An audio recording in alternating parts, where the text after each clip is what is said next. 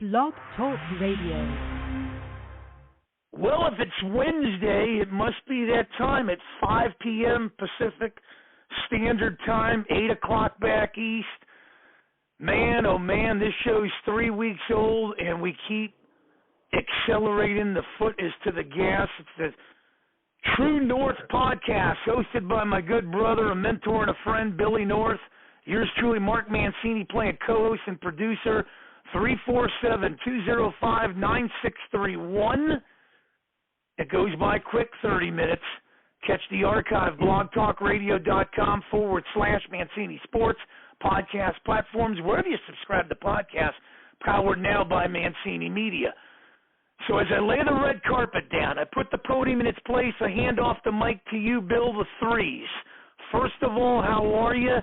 Second of all, how can people even get a hold of you on this successful, great show? I know you got an email out there. And third of all, you're bringing a fellow Italian into this mix. Forget about the World Cup with Italy. I'm going to enjoy the next 30 minutes with this gentleman, too. I know that's right. He's special. I'm doing well. Trying to stay out of trouble. Not doing very good, but, you know, it's par for the course. I got a email that you guys can get in touch with me. It's called billnorte15@gmail.com. That's my Spanish Latin email address. Okay. And who is this fine gentleman you're bringing in? Because I know a lot of people are interested in your great guest tonight. Yes, it's Gene Tenace. Gene and I played together with the Oakland A's, and in that time, Gino put in 44 years in the game, and he was an intelligent player. Well, you had to be if you played with those Oakland A's, although you never had a bus ride with them. And the locker room was certainly a cage, you know. But this is one of my teammates in the world, and to be able to play with a guy like Gino was certainly one of those great honors, and I appreciated him. Gino, how are you? I'm doing good, Bill. What are you doing? I'm sitting here in my living room and just kicking back. You know, I'm retired. I'm 76 years old. I've been out of baseball for about 12 years now, so I just taking it easy. It's wintertime, so I'm trying to stay inside, staying out from the weather outside. Is it snowing over there? No, not yet. We're getting some rain, so that's going to turn into snow before long. You know how that goes out here. Well, it's over here, too. It's supposed to snow tonight. Gino's in eastern Oregon. Central Oregon. Redmond, Oregon. Central, middle of the state. Yeah. Well, I'll tell you, he's a Pennsylvania boy, too, and that's another good thing coming out from Russellton, Pennsylvania. And that's right. Well, I'll tell you. PA. Yeah, man. Let's hail to Pennsylvania on that one. Along there, you know, Gene. When we look at your career, man, I mean, unbelievable. 14 years playing. You had the Oakland A's, the San Diego Padres, the Cardinals, the Pirates, a manager of the Blue Jays. You were an All-Star in '75, six-time World Series champ, a World Series MVP. Do you ever sit back in your living room there, waiting for it to snow in Oregon, and recollect that all the stuff that you've done, it's pretty simply amazing in more ways than one, my friend? You know, it's funny. I've been asked that question, you know, since I basically got out of retired. I don't really sit around and reminisce about what I accomplished. I was blessed. I played with some great players, Billy North being one of them, but you know, you play with good players, and there's a good chance you're going to win. And I was on the A's, and I was on a great team in St. Louis. There wasn't on too good of teams in San Diego. Unfortunately, I thought I was on a good team in Pittsburgh. I think we should have won in Pittsburgh. I don't know what we got derailed there in Pittsburgh. Well, we had some good players in Pittsburgh. God Almighty. Yeah. You know, but I've been blessed. Being able to be on some great teams and play with some great players and great talent, and Billy was, obviously one of my. He was our center fielder there in Oakland. He's top of the order hitter, switch hitter, could run, could flex it, could fly. Really, him and Campanera set the table for the boys in the middle of that lineup. So yeah, we had a lot of fun. Yeah, that's my question. How would you describe our team and how we played the game? Well, we played it with our, pitching was our strength, obviously, for me, and defense was second. Pitching and defense. We only had one 300 hitter. That was Joe Rudy. Mm-hmm. We played the game fundamentally sound. You had to with Dick Williams. Or he'd go to the bathroom on you. Yeah, he didn't. He had no time for Stephen mental mistakes. You had to play the game fundamentally sound, or you would probably be sitting on the bench watching it. Yeah. But we had great. What I tell people, we had good talent. But here's the key to success for me is good makeup. We had 25 guys with great makeup. Makeup to me covers a lot of intangibles, and we had tremendous guys that had makeup, and they would do whatever it took to beat you, and that's part of makeup. They had determination, desire, work ethic. They had mental toughness, and they were going out there to beat you. We may not have been the talented team, that out of the teams we beat. But I tell you what, with the groups we had great makeup. They found a way to beat those teams. We played the game well, is what I think, and I think that the fact that we never gave up extra outs. That's contributed that to the defense. The way we played was fundamental sound defense. And and our pitching staff kept us in ball games, and our bullpen. That ballpark cost all of us about 15 points on our batting average. Oh yeah, well, it probably cost a lot of stuff on our BA as far as the numbers is concerned. But it's what it is. We had to play there. I mean, that was the stadium that we were just doomed to play in. But played our part. We played our part well. And it was the kind of thing that I just think that we you got 25 guys, everybody don't get along all the time, but we generally did. And the bad part about it is, like I said, those bus rides in the locker room and that kind of stuff, if you really wanted to see the dynamics of a locker room, then you should look at the Oakland A's. Because I'm talking about bus rides from the airport. Gino was right in the middle of it. There was freaking violence, but there were some people that would certainly bring out a little friction between each other, and these guys could talk smack good as anybody. Yeah, that's a good point, because I tell people, remember Dean Martin had those roasts on TV? Yeah. I mean, Dean Martin's show couldn't hold a candle to our bus rides. Well, and not only that, I mean, you talk about, the amazing thing is we were winning so much that we were probably having a roast every night, because we didn't lose a lot. Back in those days, and so we were roasting somebody, and it was all in good gesture, and it wasn't nothing personal really. Oh yeah.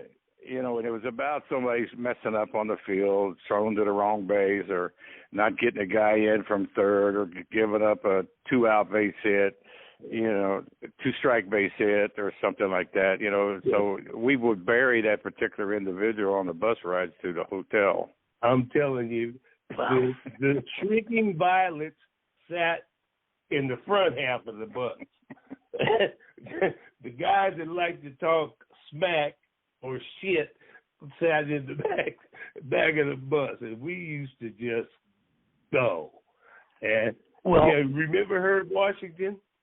Oh yeah, Herbie came in there, and he fit right in. Herb Washington was a designated runner, and we had a team that every one of the 25 players had a job, and they knew how to do it, and they knew when they were going to be called, and it was an efficient machine.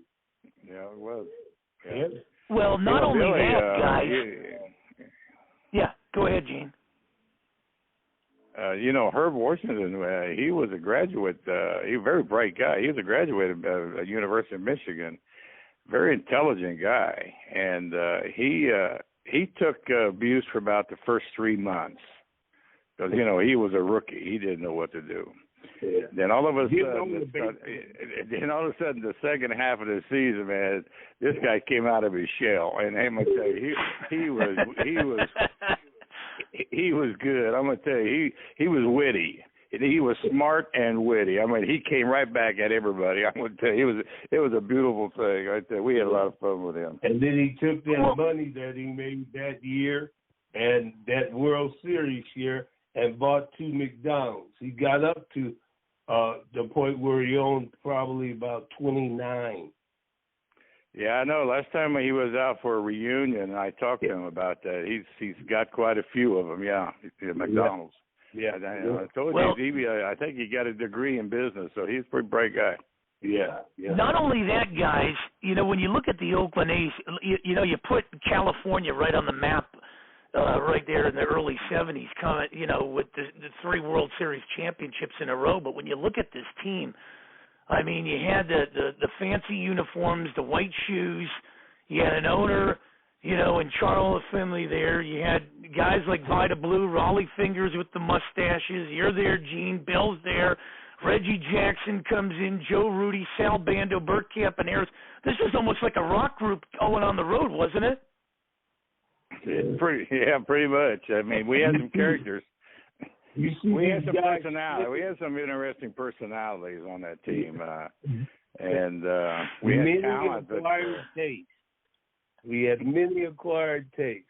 But I'll tell you this much: these guys that flipped that bat and all of that stuff. Hey, nobody could do it like Reggie. Nowadays, these kids that just flip them bats, I'm going to tell you, they're like us thinking it's a bunch compared to what Reggie did with his bats.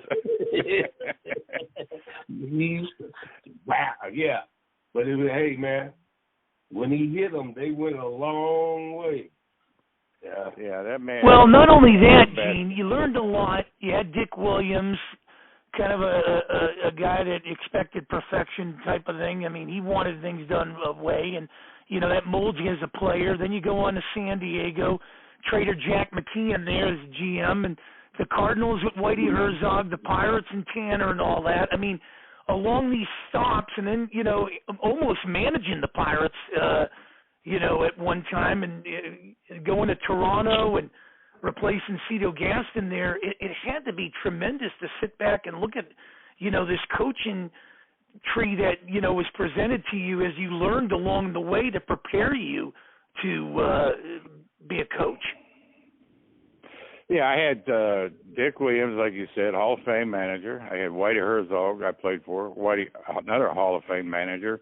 And arguably, you could say Chuck Tanner's a Hall of Fame manager. Yep. I mean, for me, I think he should be there, but, I'm not the one. I don't have a vote. He was certainly motivational.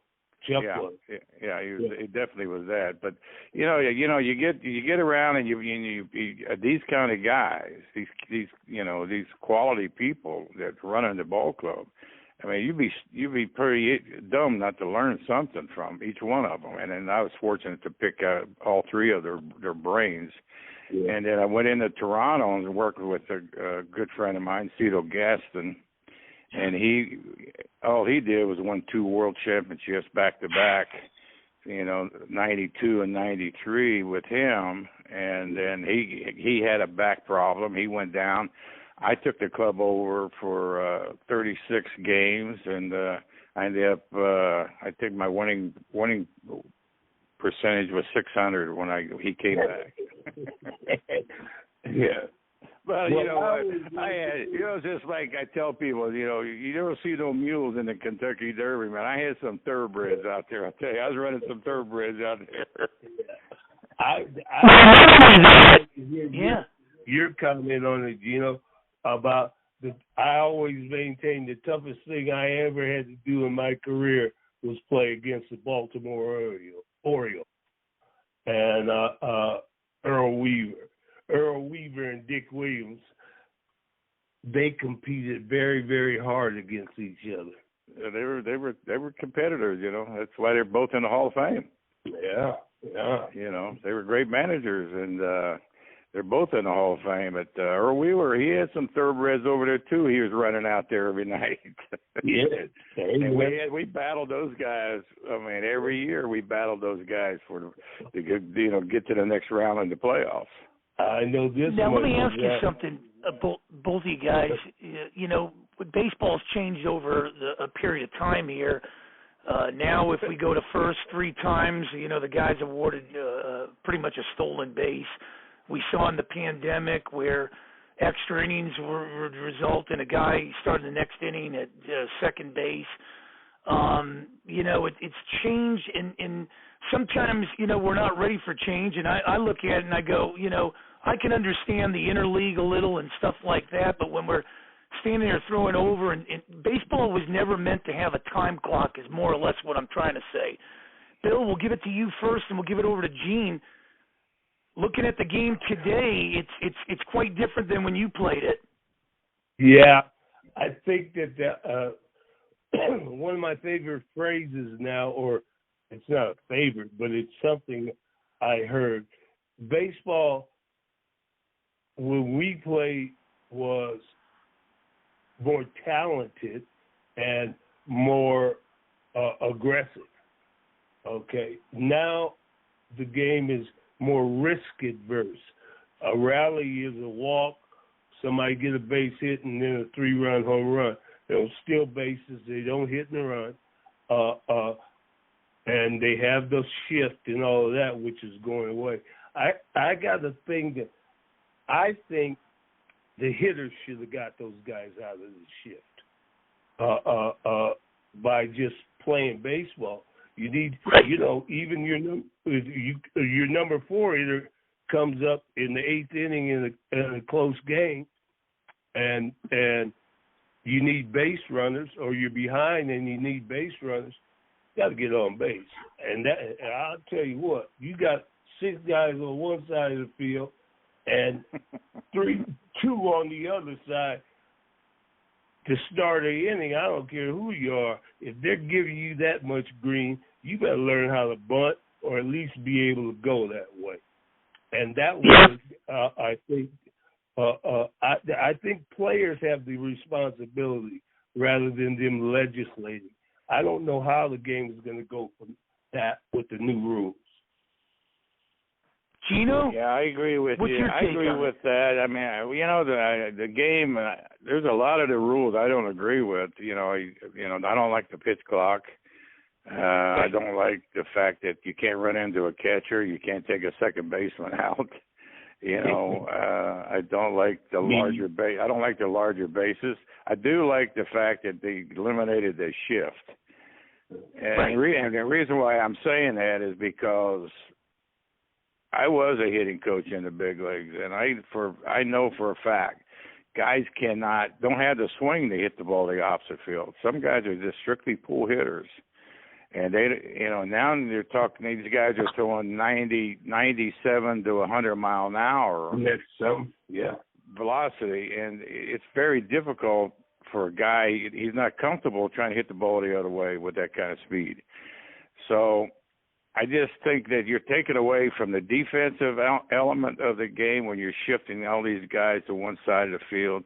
You never get to see a second baseman or a shortstop make a great play anymore. They're out of position. Right. And usually the balls hit right to them anyway. They're not using their athletic ability to make a beautiful play, a play that might be showed up on Sports Center. Now you're going to get a chance to see these guys make these plays or not make them. And that's that goes back to when we played the game. A guy gets a hit. I mean, you look out there as a hitter, and all of a sudden you got 6 guys, and you got a rover. Last time I saw a rover was in slow pitch softball. Well, not only that, you brought up an interesting point.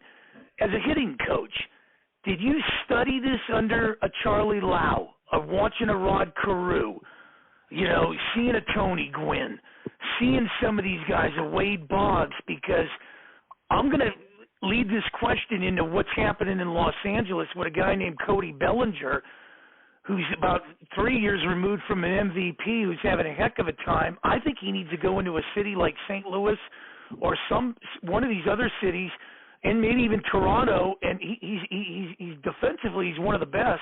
He just needs a hitting coach to straighten out that swing. Any thought to that, and any thought to the Charlie Laus and the Rod Carews and all those guys? No, when I see this kid from L.A., Bellinger, my biggest concern with him, he's parallel, he's upright.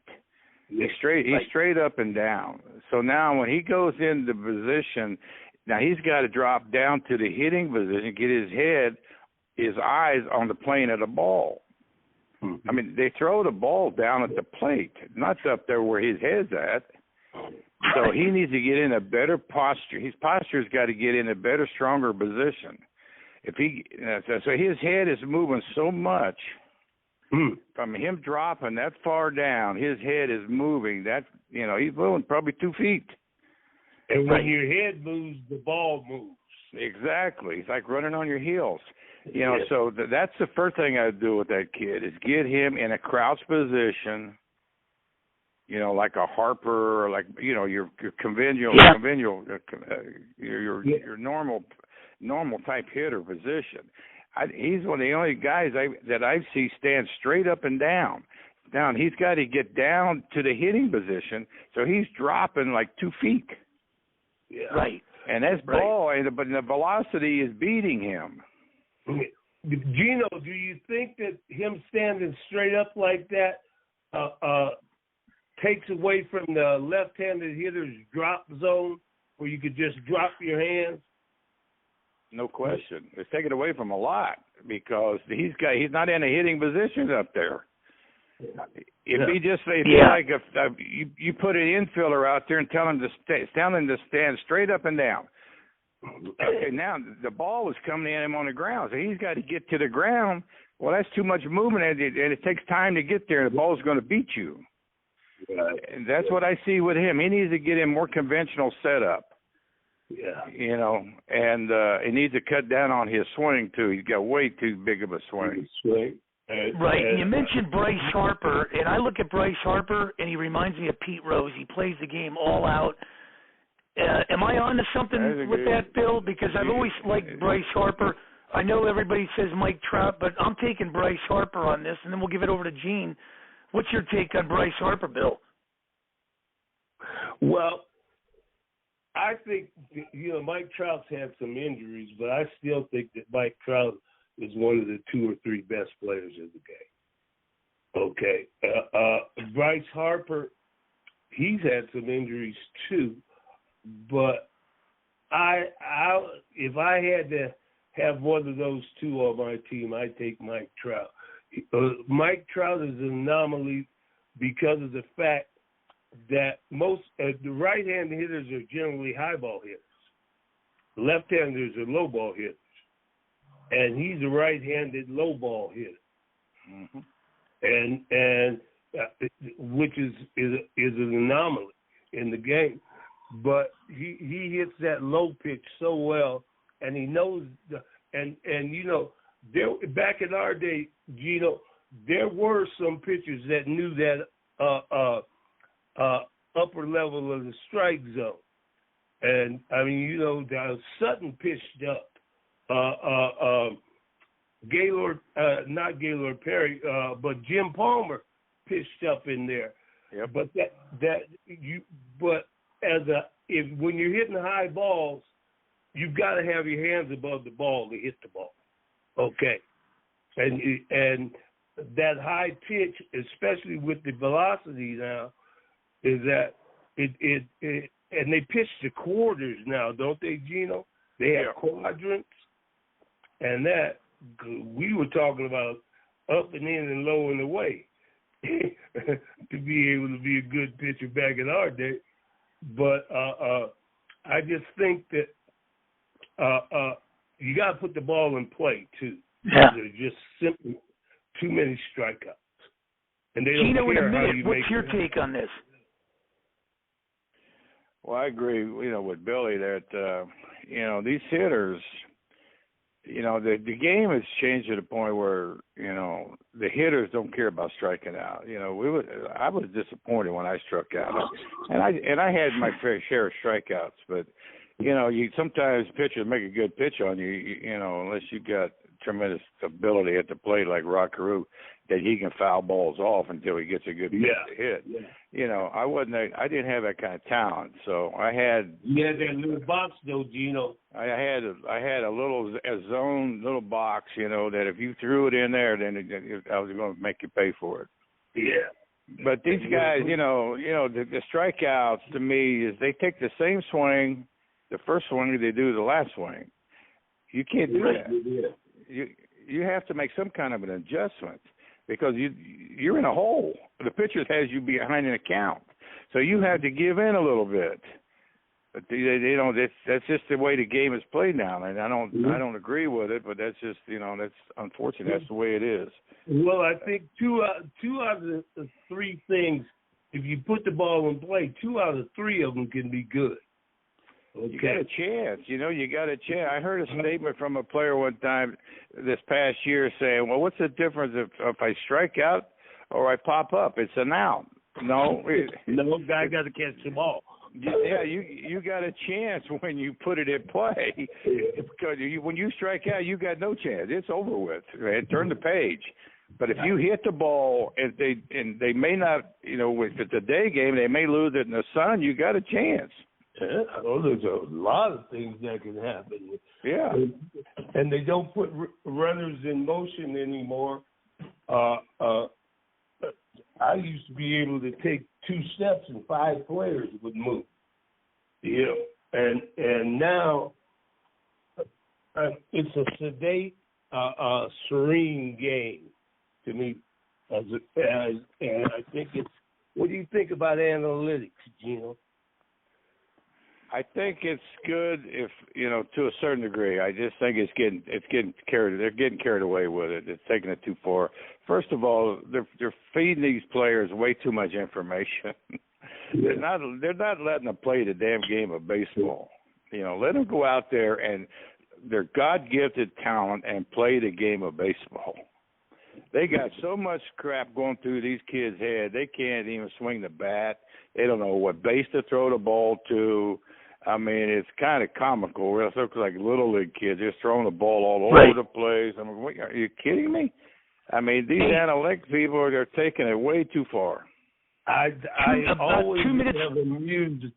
I always am amused when a player in the field goes into his pocket and pulls out this piece of paper that tells him how to play a hitter.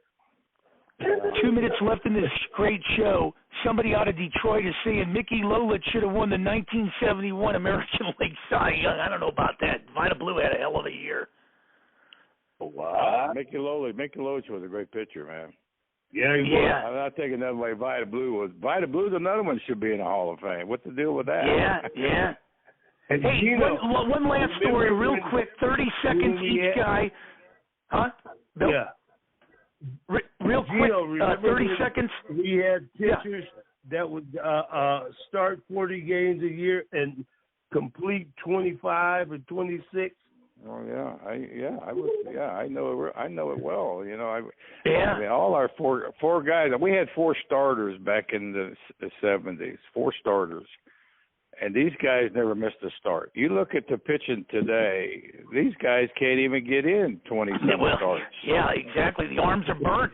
You know, and the only difference between you guys and them is they're making more money than some of you guys that really set some real records in baseball, and it's like the script is flipped. What I'm amazed at, the technology has gotten better, but the pitching it seems to be lacking behind for some stinking reason. They kill 5 innings, and that's it. Yeah. And they wouldn't be making that much if it wasn't for what we did in 1976.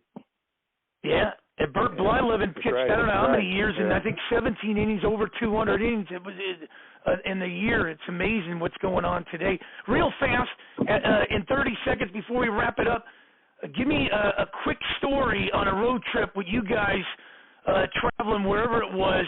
How bizarre was it? Was it a fan? Was it the bus ride over to the ballpark? Was it the ballpark in general? Gino, we'll start with you, then we'll give it over to Bill. A bus ride? Well, we had a lot of great bus rides from the airport to the hotel. Let me tell you what, it was a joy to be on that bus because we had the manager and coaches up there, and they were laughing their stinking heads off. Once saying a word, they were just laughing at us back there ripping on their teammates. They didn't even have to coach. We were coaching. We policed our own backyard. Billy, any final thoughts? Bussy, get a map. Shoot up a flare. Well, I'll tell you, probably Raleigh had the bus guy stop so he can get some more mustache wax going. Well, the thing was, what we're talking about in that right there is that if you ask a professional player what he misses the most, and anybody with his salt would say the boys. The camaraderie. Yeah. Gino, we got to get you back in here. You definitely got to get back. We got, 30 minutes goes by too quick not to have you back in here again. And hey, Bill knows where I live. Bill knows where I am. He's got my phone number. Anytime he wants me on the show, he can call me.